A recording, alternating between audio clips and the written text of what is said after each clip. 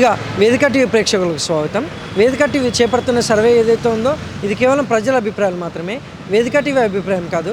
నిజాన్ని నిర్భయంగా ప్రజలతో మాట్లాడి చర్చించడానికి వేదిక టీవీ ఎల్లప్పుడూ కృషి చేస్తుంది.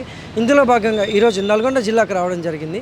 మరి ఈ నల్గొండలో ఉన్నటువంటి ప్రజలు రేవంత్ రెడ్డి గారి పాలన విధి విధానాలు ఎలా జరుగుతున్నాయి, మరి కాంగ్రెస్ హయాంలో రేవంత్ రెడ్డి గారు ప్రవేశపెట్టిన ఈ 6 గ్యారెంటీలు కానీ సంక్షేమ పథకాలు కానీ ప్రజలకు ఏ విధంగా చేరవేరుతున్నాయి, మరి గతంలో కేసీఆర్ గారి పాలన ఏ విధంగా జరిగిందనే విషయాన్ని ఇక్కడ ఉన్నటువంటి ప్రజలతో మాట్లాడి వాళ్ళ యొక్క అభిప్రాయం తెలుసుకునే ప్రయత్నం చేద్దాం. రిపోర్టర్ కార్తిక్ గౌడ్, వేదిక టీవీ. నమస్తే సార్. నమస్కారం. మీ పేరు సార్? జానయ్య. ఏం చేస్తుంటారు sir? Real estate. CM Revanth Reddy గారి పాలనపై మీ అభిప్రాయం ఏంటి సార్? పాలన ఇప్పుడు ప్రజెంట్ మాత్రం బాగానే ఉన్నది. కాంగ్రెస్ ప్రభుత్వం పాలన గతంలో టీఆర్ఎస్ ప్రభుత్వం కంటే ఈ ప్రభుత్వం చాలా బెటరే అనిపిస్తుంది మాకు. ఎందుకంటే చదువుకునే విద్యార్థులకు డిఎస్సి అవుతుంది, ఎగ్జామ్స్ పెట్టడం అవుతుంది. ఈ మహిళలకు ఫ్రీ బస్సు అనగా కొందరికి నచ్చచ్చు నచ్చకపోవచ్చు, అది వాళ్ళ వ్యక్తిగత విషయం. బస్సుది చాలామంది మాత్రం బెటరే ఉన్నది. గతంలో వార్డులలో మోరీలే కానీ రోడ్లే కానీ గత ప్రభుత్వం పట్టించుకోలే. ఇది ప్రజెంట్ నల్గొండ ఇష్యూ మాట్లాడేది. ఇప్పుడు వార్డులలో పనులు జరుగుతున్నాయి, సంతోషం అనిపించింది మాకు. తర్వాత ఇంకా ఆయన చేసిన అప్పులకి ఒకటేసారి డెవలప్మెంట్ చేయాలంటే ఏ ప్రభుత్వం చేయలేదు. బీజేపీ కానీ టీఆర్ఎస్ఏ కానీ ఏ లక్షల కోట్లు అప్పు చేసిపోయింది. ఎట్లా వెళ్ళాలి? మన ఇంట్లో మనం నెలకి 20,000 సంసారం చేస్తేనే వెళ్తలేవు. ఒకటి మార్చుకుంటూ రావాలి. ప్రజెంట్ మాత్రం నడుస్తుంది. ఒక 2-3 సంవత్సరాల తర్వాత దాని అభిప్రాయాలు చెప్పగలుగుతారు పబ్లిక్. మరి గతంలో కేసీఆర్ గారి పాలనపై మీ అభిప్రాయం ఏంటి సార్? గత ప్రభుత్వం చేసిన తప్పిదాలు, మేము యాదవ్స్ గొర్రెల స్కీమ్ అని పెట్టిండు. వాళ్ళ దాంట్లో తిరిగిన వాళ్ళకే ఇచ్చిండు. ఇండ్లు అన్నారు, ఇండ్లు లేదు. ప్లస్ దాని ద్వారా లబ్ధి పొందిన వాళ్ళు దాని కింద ఉన్న వాళ్ళ మట్టుకే అనుకూలంగా ఇచ్చుకున్నారు. ఆ పార్టీలో తిరిగిన వాళ్ళకే వచ్చినాయి. అట్లా ఇప్పుడు ఊరు బయట ఉన్నోళ్ళకి గొర్రెలు ఇచ్చిండ్రు. ఇది లోకలు, ఈడ సభ్యత్వాలు ఉన్నాయి. మా పాన్గల్ల గొర్రెలకు సంబంధించి ఉన్నారు. ఇక్కడ ఇయ్యాలి. ఒక 5 కిలోమీటర్లు పోతే రామారం, పజ్జూరు అక్కడ వాళ్ళకి వచ్చినాయి. మా స్కీమ్ మీ మనుషులం కాదా? ఇప్పుడు ఆ పిల్లగాడు యాదవ్ ప్రజెంటు వాళ్ళు ఉపరి పని చేసుకుంటూ బతుకుతుండ్రు. అవి ఇస్తే ఏదో ఒకటి ఉండే కదా. ఎవరికి జాబ్లు ఏమన్నా ఇచ్చిండా? ఎంతసేపు ఉండు పోలీసు హోంగార్డులకు వాయి వేసిండు కథ, మిగతా ఏమన్నా ఇచ్చిండా? ప్రజెంట్ మాత్రం ఏ పార్టీలో ఏ అధికారం పార్టీ వచ్చినా దానికి ఇబ్బందులు ఉంటుంటాయి. అవి ఇవి అంతా నెట్టుకుంటూ పోవాల్సిందే. Thank you sir. నమస్తే సార్. Hello, good morning. మీ పేరు సార్? నా పేరు శ్రీకాంత్ అండి. ఏం చేస్తుంటారు సార్? బిజినెస్ నాది. సీఎం రేవంత్ రెడ్డి గారి పాలనపై మీ అభిప్రాయం ఏంటి సార్? పర్లేదు, నాట్ బ్యాడ్ అంటే కొన్ని పథకాలు అయితే బాగానే వస్తున్నాయి. ఇక రైతు బంధు దాన్ని ఇక వేస్తురు, దాన్ని బట్టి వేస్తురు. పూర్ పీపుల్కి అయితే కొంచెం బాగానే ఉంది. మిడిల్ క్లాస్కి అయితే కొంచెం మామూలుగానే, మరీ ఎక్కువ ఏం కాదు. ఇక రిచ్ అంటే ఎప్పుడైనా రిచ్ అయ్యగలదు అంతే. ఇప్పుడు ప్రవేశపెట్టిన కాంగ్రెస్ హయాంలో రేవంత్ రెడ్డి గారు 6 గ్యారెంటీలను సంక్షేమ పథకాలు కానీ ఏ విధంగా ప్రజలకు లబ్ధి చేకూరుతుందంటారు? 50% అవుతుందండి. 50% అయితే కావట్లేదు. 50% అయితే 100 అవుతుంది. 100% అయితే లేదు, టైం పడుతుంది. అంటే వీళ్ళు ఫండ్స్ చూసుకోవాలి కదా. పాతవి ఉన్నాయి, అప్పులు తీరేసేవి ఉన్నాయి, మళ్ళీ బడ్జెట్ తేవాలి సెంట్రల్ నుంచి, ఇవన్నీ ఉంటాయి. కాబట్టి 50% అమలు అవుతుంది. 50% అయితే కావట్లేదు అయితే ఫ్యూచర్లో. మరి గతంలో కేసీఆర్ గారి పాలనపై మీ అభిప్రాయం ఏంటి సార్? వాళ్ళు కూడా అంతేనండి. ఇప్పుడు గవర్నమెంట్ రెవెన్యూ క్రియేట్ చేయాలి, రెవెన్యూ క్రియేట్ చేయట్లేరు. ఎంతసేపు అప్పులు తేవడం పెట్టడం అవుతుంది. అప్పులు ఎన్ని రోజులు ఉంటుంది? వడ్డీల మీద వడ్డీలు పడుతూనే ఉంటాయి. వడ్డీలు కాకుండా అయితే ఉండదుగా. ఎవరైనా మనం తెచ్చుకున్న 1 లక్ష ఇంట్రెస్ట్ అయితే ఉంటుంది కదా. ఇక అంతే, ఏదైనా అంతే. గవర్నమెంట్ కాకపోతే వాళ్ళు ఎకనామీ సృష్టించుకునే విధంగా ఉంటే చాలా బాగుంటుంది. ఎవరు గవర్నమెంట్ అయినా, వీళ్ళని కాదు, ఎవరైనా సరే ఎకనామీ సృష్టించుకుంటే బాగుంటుంది. ఎందుకంటే అప్పులు తెచ్చేదానికంటే. Okay, thank you sir. Right, bye. నమస్తే సార్. సార్ నమస్తే అండి. మీ పేరు సార్? నా పేరు భాస్కర్ రావు అండి. రిటైర్డ్ ఎంప్లాయీని. సీఎం రేవంత్ రెడ్డి గారి పాలనపై మీ అభిప్రాయం ఏంటి సార్? పాలన మంచిగానే ఉంది, అందులో ఏం డౌట్ ఏం లేదు. కాకుంటే ఏంటంటే సార్, మా వాళ్ళ ముచ్చట చెప్తాను. ఇప్పుడు గత ప్రభుత్వంలో అడగలేదు, కొట్లాడలేదు. మాకు డిఏలు ఇవ్వండి, లేకపోతే ఇన్ని డిఏలు ఎందుకు పెండింగ్లో ఉంటాయి? ఆయన ఇబ్బంది తెలుసు కదా, పరిస్థితి అందరు తెలుసు. జగన్ దగ్గర సత్యం అంటప్పుడు మాకు డిఏలు ఇస్తారా, స్ట్రైక్ చేయాలన్నా, అప్పుడేం చేయలేదు. స్టేట్ ప్రెసిడెంట్లు అందరు ఉంది కదా, ఒక్కళ్ళు మాట్లాడలేదు.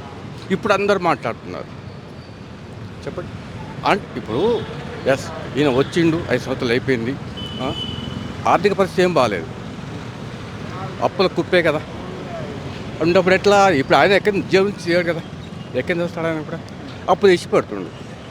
ఎవరికైనా అప్పు అంటే ఎవరికైనా ఇబ్బంది, సంవత్సరం చేసే వాళ్ళకైనా గవర్నమెంట్కైనా ఇబ్బంది. అంటప్పుడు ఆయన ఇబ్బంది పెట్టొద్దు కదా. అప్పుడు అడిగింది ఇప్పుడు ఎందుకు అడుగుతుండ్రు, అప్పుడు ఎట్లా సైలెంట్గా ఇప్పుడు ఎట్లా సైలెంట్గా ఉండండి. ఉండరు. హక్కు అన్నప్పుడు బాధ్యత కూడా ఉండాలి. ఒక హక్కే అడిగితే ఎట్లా, హక్కు ఉంది కానీ బాధ్యత కూడా ఉండాలి. రేవంత్ రెడ్డి గారి ప్రభుత్వం అంటే బాగుంది అన్నారా, పర్వాలేదు. కాకుండా అప్పు లేకుండా ఉంటే అప్పుడు ఆయన పరిస్థితి ఏంటంటే అప్పుడు మాట్లాడచ్చు. అది ఇప్పుడు కాంగ్రెస్ హయాంలో రేవంత్ రెడ్డి గారు ప్రవేశపెట్టిన ఈ 6 గ్యారెంటీలను సంక్షేమ పథకాలు కానీ లబ్ధిదారులకు ఏ విధంగా చేకూరుతుందంటారు? లేటుగా అందుతున్నాయి, ఎవరికైనా లేటుగా అందుతున్నాయి. ఎందుకు? అప్పు తీసుకొచ్చి ఇవ్వాలి, ఎంప్లాయీస్ శాలరీస్ పడాలి, తర్వాత ఈ పెన్షన్స్ పడాలి, విడోస్ పెన్షన్ ఇవన్నీ ఉన్నాయి కదా. ఇవ్వాలంటే ఒకసారి తేలాడు కదా, వచ్చే రెవెన్యూ ఎంతనో అప్పు ఇచ్చేది ఎంతనో మా ఎంప్లాయీస్ అందరికీ వెళ్తాయి. అంటప్పుడు మనం కొంచెం ఓపిక పడితే ఆయన సర్దుకుంటాడు కదా పాపం. అవకాశం ఇవ్వాలి కదా. కావున లేట్గా అందుతుంది, అది ఆయన తప్పైతే కాదు, కావాలని చేయట్లేదు, కావాలని చేయట్లేదు. అది మరి గతంలో కేసీఆర్ గారి పాలనపై మీ అభిప్రాయం ఏంటి సార్? మేము ఏదో చేస్తాడు, ఏదో ఊరికే పడతాడు అనుకున్నాం. 2 సార్లు గెలిపించినాం కదా, ఏమైంది? మొత్తం అప్పులే. ప్రతి మనిషి మీద ఇప్పుడు 2-3 లక్షలు అప్పు ఉంది కదా. ఎవరేం బాగుపడ్డారు చెప్పండి? శాలరీస్ ఎప్పుడైనా నేను ఉద్యోగం చేసినప్పటి నుంచి ఎప్పటి నుంచి కూడా 12వ తారీఖు 8వ తారీఖు ఇట్లా ఎప్పుడు తీసుకోవాలి. ఫస్ట్ కాంగ్రెస్లో ఉన్నప్పుడు నాకు గవర్నమెంట్ సర్వీస్ దొరికింది. అయితే 1వ తారీఖు నాకు తెలిసిన తర్వాత 30 కూడా పడేది శాలరీస్ నాకు ఏం జాబ్ రాకముందు. ఆ తర్వాత 1వ తారీఖు వచ్చింది, ఓకే. కానీ 12వ తారీఖు అంటే ఎంతోమంది ఇప్పుడు బజార్లో నేనే తీసుకున్నాను అనుకోండి, నేనే తీసుకున్న బజార్లో తీసుకున్నప్పుడు 2వ తారీఖు ఖచ్చితంగా కట్టాలి. కట్టకుంటే 500 బ్యాంకు కట్టాలి, 500 వాళ్ళకి. అట్లా ఎంత ఎంప్లాయీస్ ఎంత లాస్ అవుతారు చెప్పండి?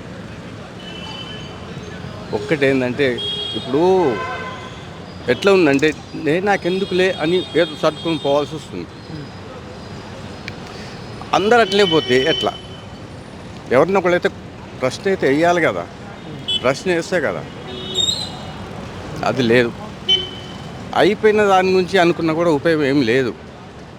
ఇప్పుడు రేపేం చేయాలి, రేపేం జరగాలనేది అలా ఆలోచిస్తాను. అది. Thank you sir. Thank you. నమస్తే సార్. నమస్తే. మీ పేరు సార్? మురళి. ఏం చేస్తుంటారు సార్? డ్రైవింగ్ చేస్తాను. సీఎం రేవంత్ రెడ్డి గారి పాలనపై మీ అభిప్రాయం ఏంటి సార్? అంటే ప్రజెంట్ అయితే పర్వాలేదు అనిపిస్తుంది. దేనికైనా అంటే ఒక 2-3 స్కీమ్లు అయితే నడిపిస్తుంది. కాకపోతే ఒకటి ఈ రైతు భరోసాది మాత్రం ఏమి 3 ఎకరాల వరకు కానీ 5 ఎకరాల వరకు కానీ అది ఇంకా అందరికి ఇవ్వలేదు. ఇక అది కూడా అందరికీ 5 ఎకరాలు 7 ఎకరాల వరకు ఒక లిమిట్ పెట్టిస్తే బాగుంటుందని అభిప్రాయం. మరి గతంలో కేసీఆర్ గారి పాలనపై మీ అభిప్రాయం ఏంటి సార్? కేసీఆర్ గారి పాలన అంటే మనకు మిగులు బడ్జెట్ ఉన్నదాన్ని రాష్ట్రాన్ని అప్పుల ఊబిలోకి లాగిండు. ఉద్యోగాలు కూడా ఏమి ఇవ్వలేదు. ఇప్పుడు రేవంత్ రెడ్డి వచ్చినాకనే ఉద్యోగాలు భర్తీ చేసిండు. ఇప్పుడు ఏది టీచర్ పోస్టులు కానీ నర్సింగ్లు కానీ ఇప్పుడు గ్రూప్ 2 ఇవన్నీ కానీ చేసిండు. Thank you sir. నమస్తే సార్. చెప్పండి సార్. మీ పేరు సార్? నా పేరు రమేష్ అండి. ఏం చేస్తుంటారు సార్? నేను school teacher, private school teacher పనిచేస్తున్నాను. సీఎం రేవంత్ రెడ్డి గారి పాలనపై మీ అభిప్రాయం ఏంటి సార్? బాగానే ఉందండి. కొంచెం సగం బాగా ఉంది, సగం కొంచెం బాగాలేదు. అంటే కొన్ని పథకాలు అమలు కాలేదని కొద్దిగా జనాలు అసంతృప్తిగా ఉన్నారు. మిగతా కొంతవరకు అయితే బాగానే ఉంది. కొంత పథకాలు అమలు కాలేదని కొంచెం బాధ, మిగతా అంతా బాగానే ఉంది. సరే ఇప్పుడు సరే పరిస్థితి, ఆర్థిక పరిస్థితి అయితే కొంచెం అటు ఇటుగా ఉంది కాబట్టి సరే ఆయన కష్టపడుతున్నాయి ఆయన కూడా. సరే ఇప్పటికైతే పర్లేదు, బాగానే అనిపిస్తుంది. కొన్ని పథకాలు మంచిగానే ఉన్నాయి, ఇంకా కొన్ని పథకాలు ఇంప్లిమెంట్ కాలేదని జనాల్లో కొద్దిగా అసంతృప్తి ఉంది. అది మాత్రం వాస్తవం. ఇంకా అది ముందు అది క్లారిఫై చేసుకుంటే, అది క్లియర్ చేసుకుంటే బాగానే ఉంటుంది పథకం. మరి గతంలో కేసీఆర్ గారి పాలనపై మీ అభిప్రాయం ఏంటి సార్? కేసీఆర్ పాలన, కేసీఆర్ కూడా జనాలలో బాగానే ప్రాచుర్యం పొందిండు. కాకపోతే కేసీఆర్ చేసిన చిన్న మిస్టేక్ ఏంటంటే రుణమాఫీ పథకం పర్ఫెక్ట్గా ఇంప్లిమెంట్ చేయలేదు. అదే ఎఫెక్టు రేవంత్ రెడ్డి కూడా చేస్తున్నాడు. అది ఎఫెక్ట్ పడబోద్దేమో అనిపిస్తుంది. రైతు రుణమాఫీ, తర్వాత రైతు భరోసా, ఈ 2 కార్యక్రమాల్లో కొద్దిగా వెనకబాటు పడ్డారు. దీనివల్ల రైతులలో కానీ ప్రజలు కానీ కొద్దిగా అసంతృప్తి ఉంది. అవి క్లియర్ అయితే గవర్నమెంట్, కేసీఆర్ ప్రభుత్వంలో కూడా మెయిన్ మిస్టేక్ అదే జరిగింది. ఇప్పుడు రేవంత్ రెడ్డి ప్రభుత్వంలో కూడా అదే జరుగుతుంది. అలాంటప్పుడు పథకాలు పెట్టకుండా ఏం కాదు, కానీ పెట్టిన తర్వాత ఏంటంటే వాళ్ళు ప్రజలకు వెళ్ళిపోయిన తర్వాత వాటి కోసం ఎదురు చూస్తుంటారు. అది రాలేదు అని. అది రాలేదన్న మనసులో బాధ కొద్దిగా ఉంటుంది వాళ్ళకి. అది క్లియర్ చేసుకుంటే ఏం లేదు, ఓకే, హ్యాపీ నడిచిపోతుంది. అంటే ఈ పథకాల వల్ల నిరుపేద ప్రజలకు కానీ పేద ప్రజలకు కానీ చాలా వరకు ఉపయోగపడుతుంటాయి కదా? ఉపయోగపడుతున్నాయండి, పర్లేదు. ఇప్పటివరకు అయితే రైతాంగానికైతే కేసీఆర్ పెట్టిన ప్రవేశ పథకాలు బాగా రైతులకు ఉపయోగపడ్డాయి. తర్వాత బిలో పవర్టీ లైన్ వాళ్ళకు కూడా బాగానే ఉపయోగపడ్డాయి. రేవంత్ రెడ్డి పాలన కూడా ఇవి పెట్టిరు, కానీ ఈ ఇంకా ప్రజల దాకా చేరువ కాలేకపోయాయి. అదొకటే మైనస్. అవి చేరువ అయితే ఏం కాదు, కానీ అవి ఇంకా అది ప్రజల వద్దకు కంప్లీట్గా వెళ్ళాలి. వెళ్తే ఓకే, టైం పడుతుంది.